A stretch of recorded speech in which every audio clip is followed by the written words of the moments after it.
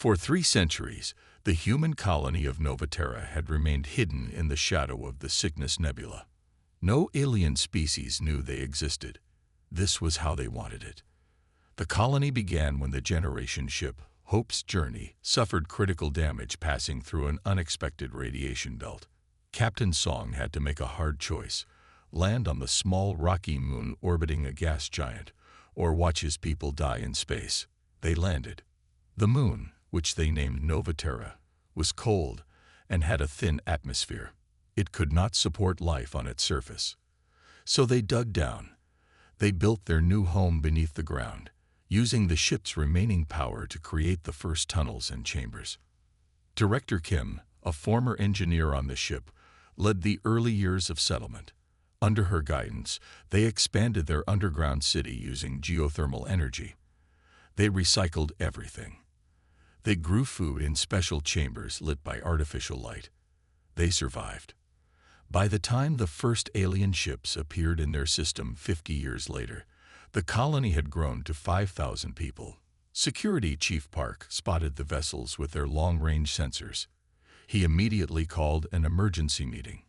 "We don't know if they're friendly," Park said, his face grim in the light of the council chamber. "We can't risk contact until we know more." Elder Lee, who had been just a child on the original ship, agreed. "Our history books tell of wars on Earth, of humans fighting humans. Imagine what beings from another world might do to us, so few and so vulnerable." Thus began Novaterra's policy of absolute secrecy. They built their facilities deeper underground. They masked their energy signatures. They only sent observers to the surface in special suits that hid their heat signatures. And they watched. They learned. Over decades, they observed ship after ship pass through their system. Sometimes these ships stopped briefly at other moons or planets. The Novaterrans collected what technology they could: damaged probes, discarded equipment, even a small crashed scout ship once. Engineer Hyun and her team studied these treasures, slowly understanding alien technology. 200 years after landing, Novaterra had a population of 50,000. Their underground city stretched for kilometers, with parks growing real plants under artificial sunlight. Children who had never seen the real sky played in recreation domes. Elders told stories of Earth, now more legend than history. They had their own culture now, their own ways, their own technology, much of it inspired by what they had salvaged from passing aliens. But always they remained hidden. Until the Craxians came. The Craxian Empire was expanding rapidly. Their ships were bigger, more numerous than others that had passed through. And they didn't just pass through, they stayed. They built an outpost on the large moon on the other side of the gas giant. They're conducting detailed scans of the entire system, reported observer Minho after returning from a surface mission. It's only a matter of time before they detect us. Director Kim, descendant of the first Director Kim, called the Strategic Council together.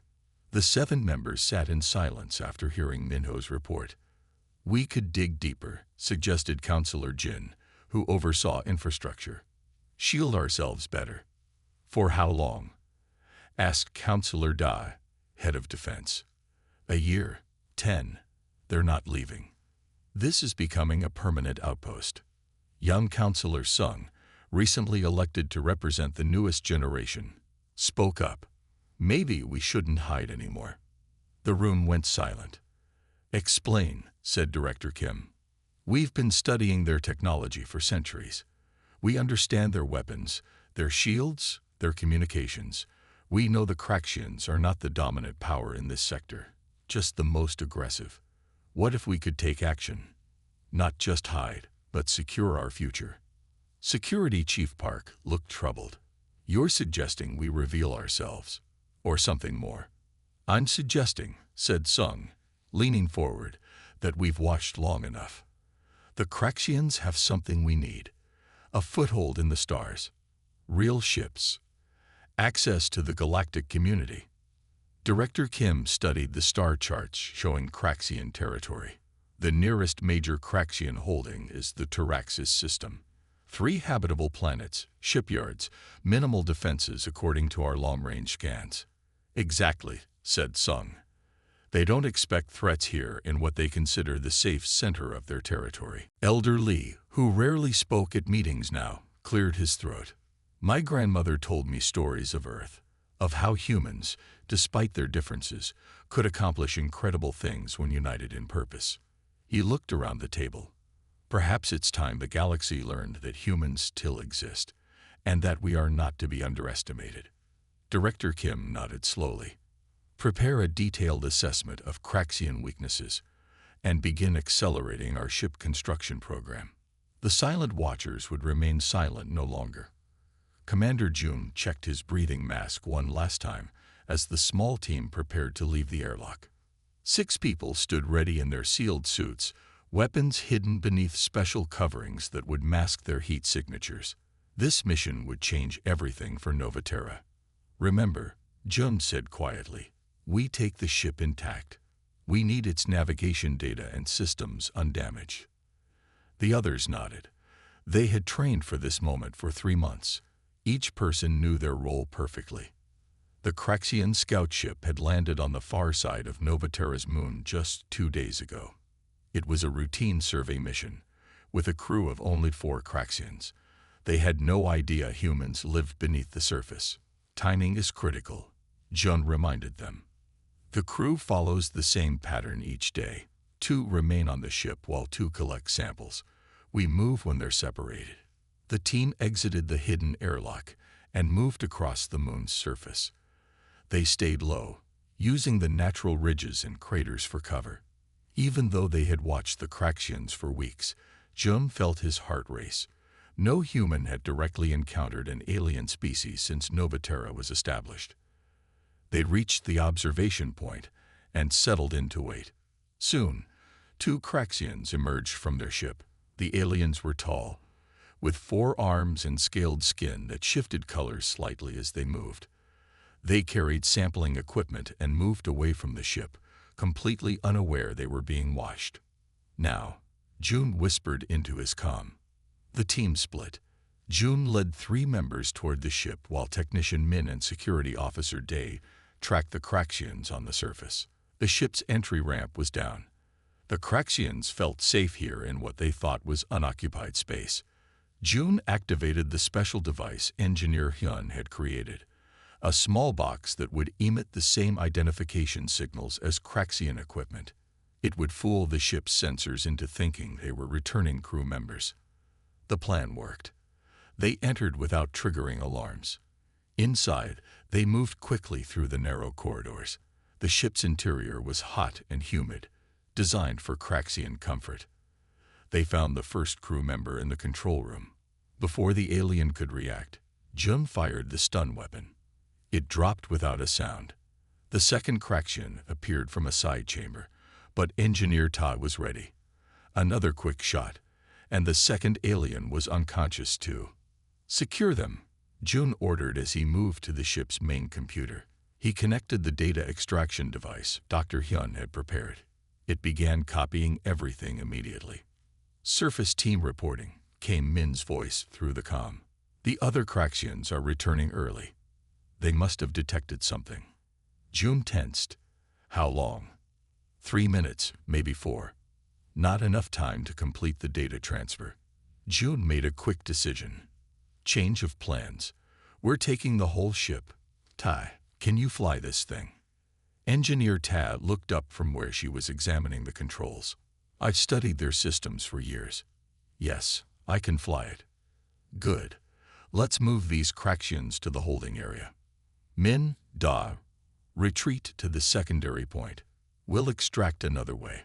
They quickly secured the unconscious aliens. Todd worked on the controls while Jun and the others prepared for potential combat with the returning Craxians.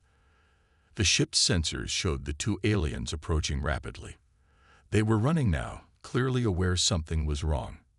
They're calling for backup, said Communications Officer Han, who was monitoring their signals. A larger Craxian vessel is being alerted. How soon? Jun asked. Hours, not minutes, but we need to move now. Tai activated the ship's engines. The craft hummed to life just as the two Craxians reached the entry ramp. "They're trying to override the door controls," Ta warned. "Take us up," Jun ordered. "We'll deal with them when we reach home." The ship lifted from the surface, the entry ramp closing despite the Craxians' attempts to board. Ta piloted with surprising skill, guiding the alien craft toward the hidden Nova Terran base. 6 hours later, in the secure underground facility, Dr. Hyun looked up from her screens with excitement in her eyes. "Commander, this is beyond our expectations. The ship's database contains complete navigational data for the sector. Military protocols, communication codes, everything." Director Kim studied the information display. "How quickly can you break their encryption?" "For most of it, days, not weeks. We've been studying their systems for decades." Jun pointed to a star map showing a nearby system. Taraxis. According to their data, it's a major waypoint, but most of their defensive forces have been diverted to a border conflict. The Strategic Council gathered around the display. The room was silent as they considered the implications. "This is it," said Counselor Sung. "Our opportunity. With these codes and data, we could enter the Taraxis system undetected." Director Kim looked at each council member in turn. Their faces showed determination and something else.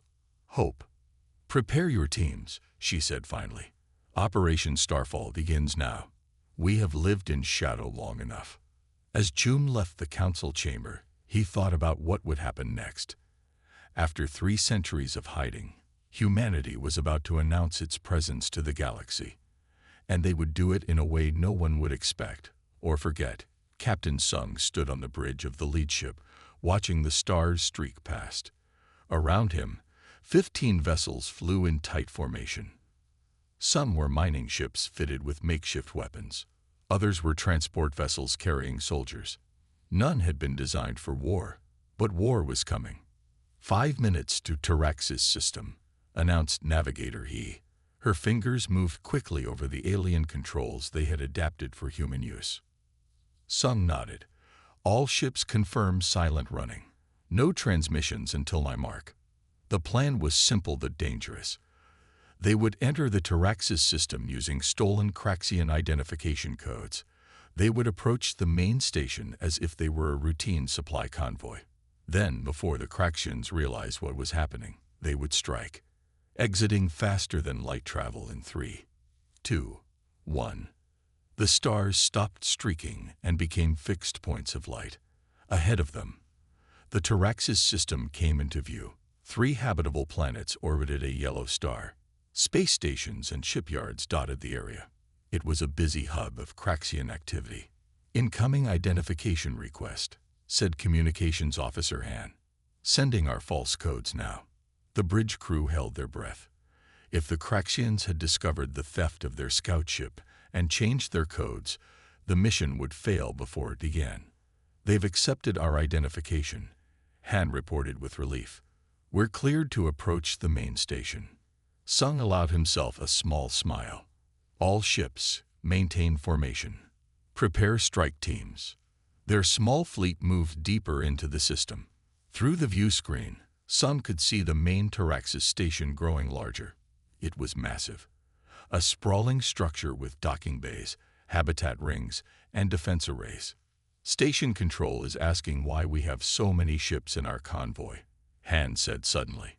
"Tell them we're bringing materials for the expansion project," Sung replied, using information they had found in the stolen database. Another tense moment passed. "They've accepted our explanation. We're cleared to dock at bays 7 through 12. Sung pressed a button on his command chair. "All ships, this is Captain Sung. Operation Starfall begins now."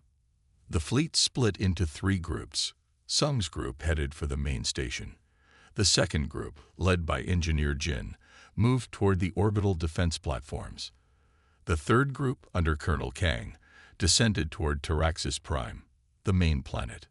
"Weapons active," reported Weapons Officer Min, targeting their communication array. "Fire," ordered Sung. Beams of energy shot from their ships, striking the station's external communication antenna. It exploded in a shower of metal and sparks. Communication array destroyed, Min confirmed. The station is cut off from the rest of the system. Now came the truly dangerous part. Sung's ship docked with the main station.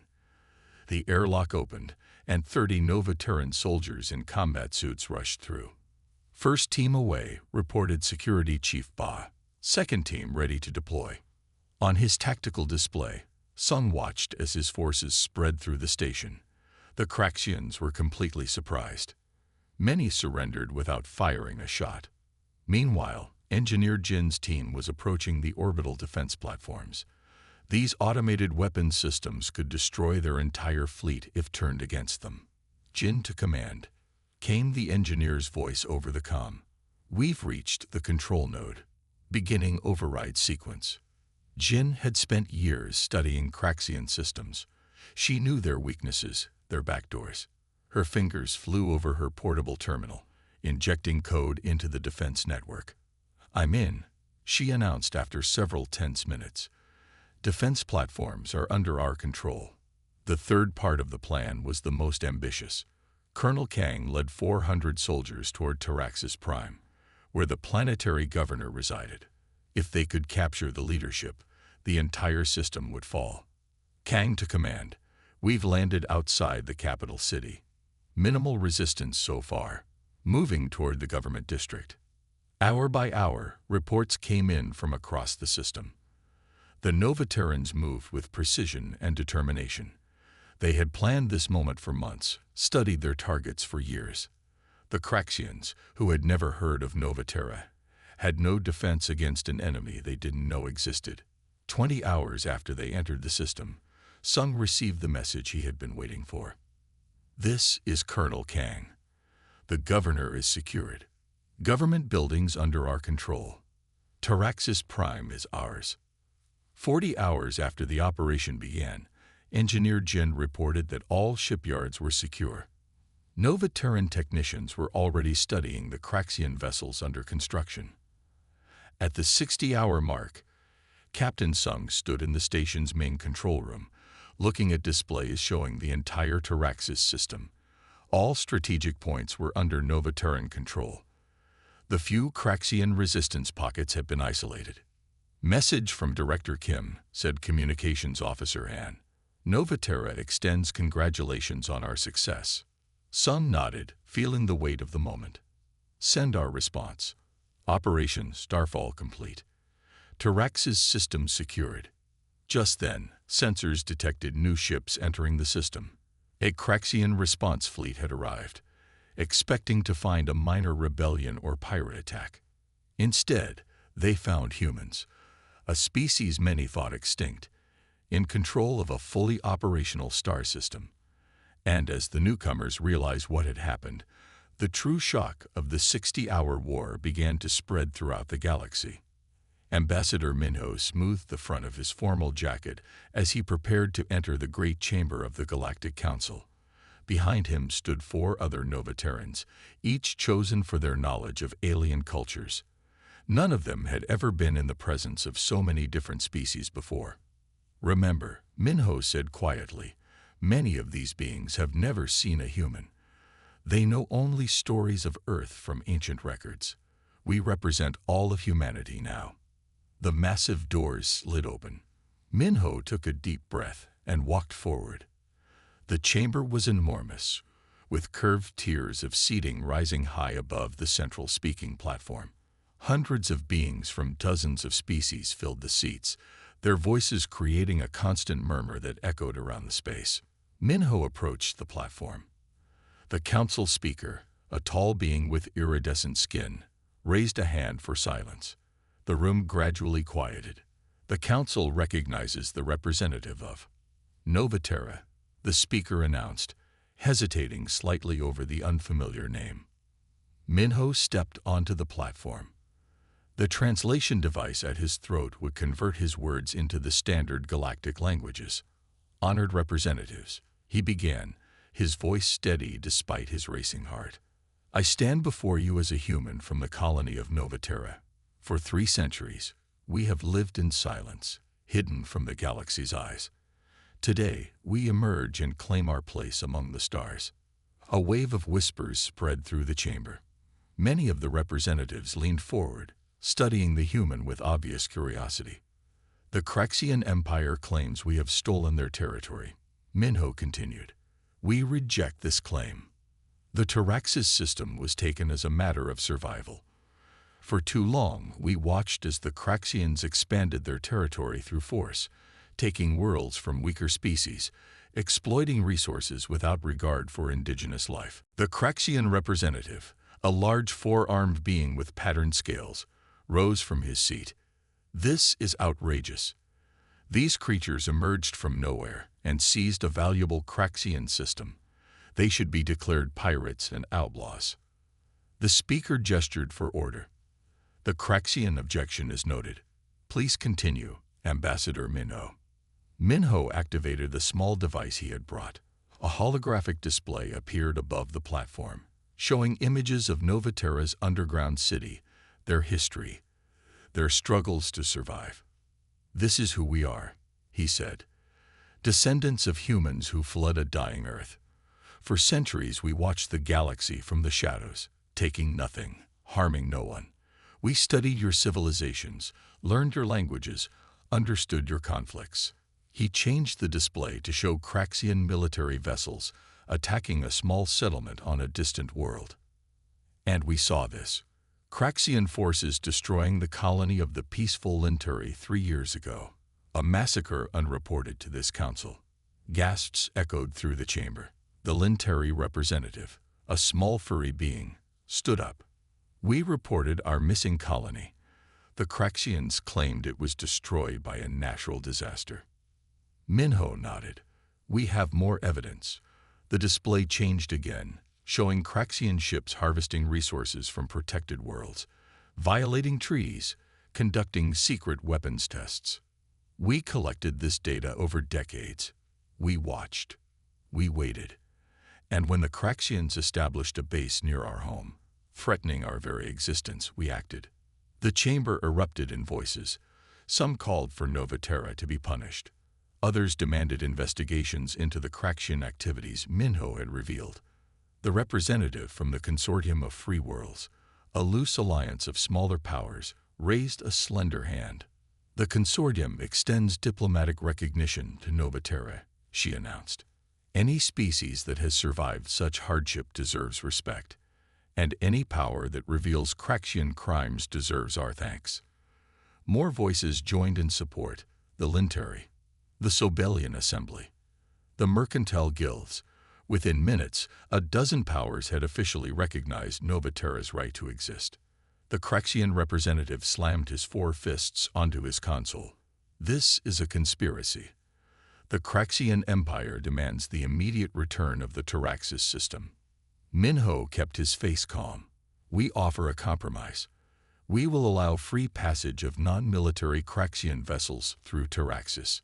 We will honor existing trade agreements, but the system remains under Novaterran control. And what do you offer the wider galactic community? Asked the representative of the ancient worlds, one of the oldest spacefaring civilizations. Minho smiled. Technology, innovation, a fresh perspective. During our isolation, we developed unique solutions to energy generation, resource management, and sustainable living. We offer these freely to peaceful worlds. He activated the final part of his presentation, showing schematics for Novaterran energy systems that were 40% more efficient than standard galactic designs. This is just the beginning, he said. Imagine what humanity can contribute as partners rather than as ghosts of a forgotten world. By the end of the session, 17 galactic powers had formed a defensive pact with Novaterra. The Craxians stormed out, threatening retaliation, but everyone in the chamber knew something fundamental had changed. As Minho left the platform, the speaker leaned down and whispered, "In 10,000 cycles, I have never seen the Council transform so completely in a single session. The galaxy will not be the same after today." Minho nodded. That was our intention. Humanity has returned to the stars. And this time, we will not disappear. 6 months after the seizure of the Taraxis system, Commander Day stood on the observation platform overlooking Taraxis Prime's northern continent. The terraforming process had begun. Already, patches of engineered plants created spots of green on the previously barren surface. "Beautiful, isn't it?" asked Director Kim, who had come to stand beside him. Dad nodded. "From hiding underground to changing the face of a planet. Sometimes I can hardly believe how far we've come." In half a year, Novaterra had transformed itself from a hidden colony to a recognized power. Their main settlement on Taraxis Prime grew daily. Thousands of Novaterrans had relocated from their underground home, though many remained in the original colony, preserving their heritage and maintaining what was now called the Ancestral Halls. "The trading delegation from the Sobelian Assembly arrives tomorrow," said Kim. "They're particularly interested in our energy conversion systems." Novaterran technology had proven remarkably valuable. Centuries of living with limited resources had forced them to develop extremely efficient systems. Their innovations in energy storage, in particular, were decades ahead of what most species used.